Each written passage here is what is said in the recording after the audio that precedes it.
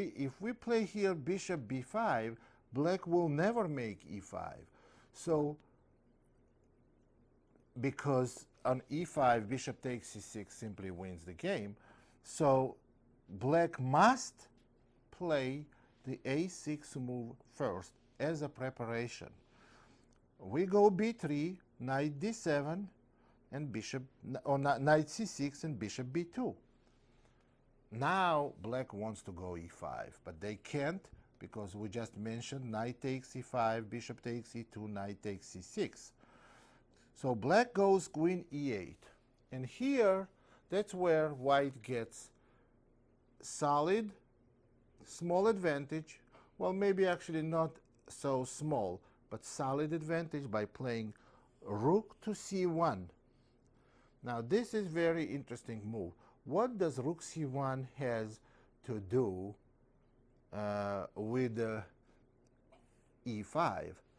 After e5, you will see the idea why rook c1 has to be played. Now we play pawn takes e5, knight takes e5, knight takes to e5, everything is forced, bishop takes e2, now queen takes e2, bishop takes e5, and here we see why rook c1 was necessary, because white plays bishop to a3, attacking black's rook, and white's rook is not on a1 where it can be taken by black bishop. So after bishop a3, black is forced to play bishop to d6, then white plays bishop takes d6, c takes d, and rook f to d1. Very solid advantage for white, and very pleasant position to play. So weak pawn on d6, better placed rooks, and outpost on d4. This is some advantage. That's what we wanted, that's what we got. So this is on one of the variations of Queen's Gambit accepted. So let's, before we go to the other variation, which is move e6 instead of bishop g4, let's make quick points, quick summary of bishop g4 variation. Quick summary of bishop g4 variation is this. So white takes on c4, goes bishop e2, and black has to prepare for e5, and in order to do that, they have to play a6 first, and then we simply develop pieces, and we end up with a better pawn structure and some pressure in the center. Now, the other move in this position is e6. Now we play bishop takes c4. Bishop takes c4 is a normal answer, and black goes a6. Now what black wants is they want to go b5, bishop b7, and c5. Then they will have an equal position. At least they're playing for equality this way. We castle. Black goes b5. We go bishop d3. Black goes bishop b7, and we go queen e2. Now this position is very interesting. So what black's idea is to go c5. Now what happens if they go c5 right away? And what happens if they go c5 later?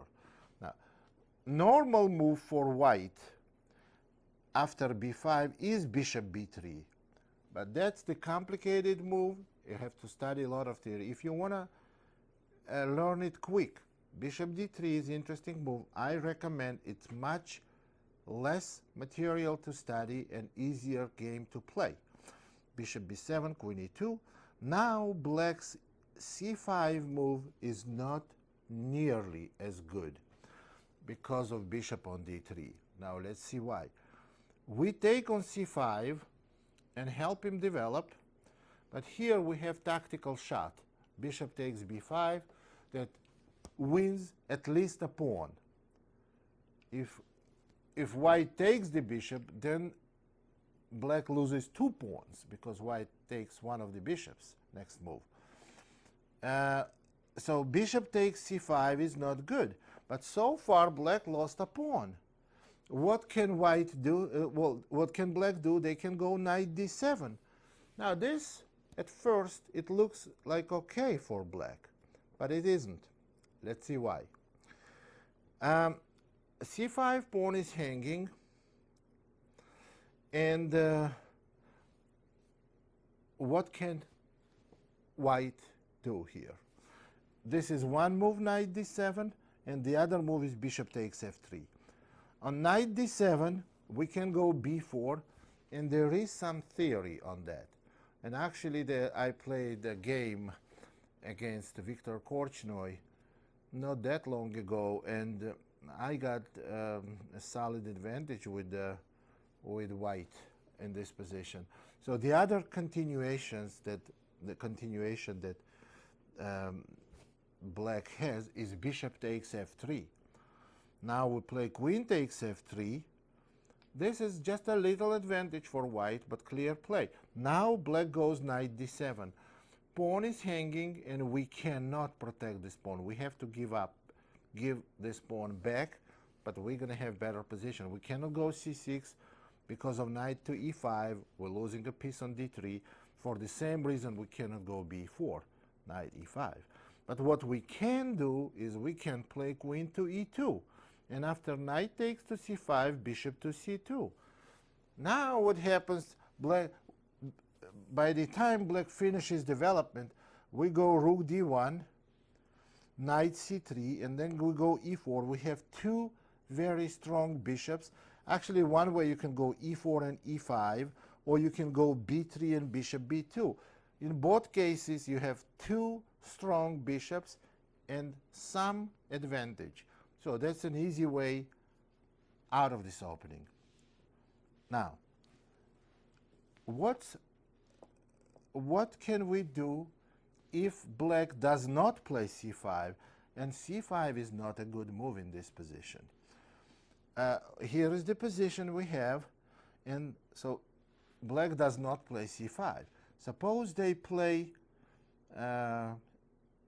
something like knight d7.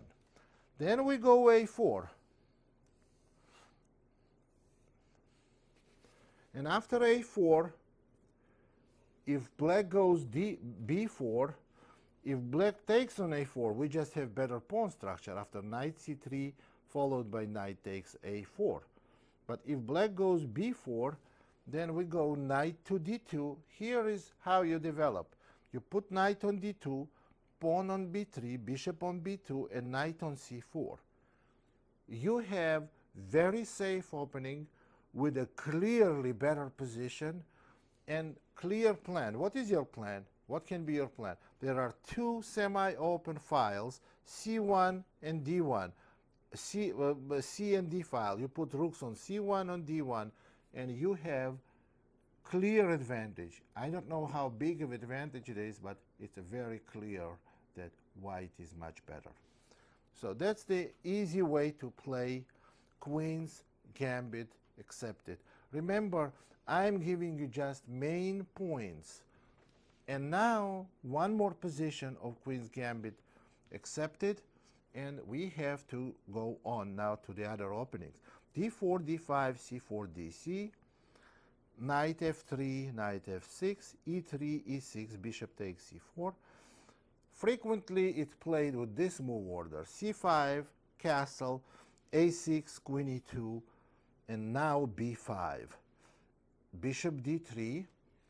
And now we know if they go bishop b7, we have what we wanted. We already discussed. But black may go knight to c6. What do we do then? Then we go a4. After b4, black's best move is b4 here. They can go c4, then we go bishop c2, and we are ready to move pawns in the center. The best move is b4. Then we can go b3, or we can go knight d2 and knight c4 and get very good position.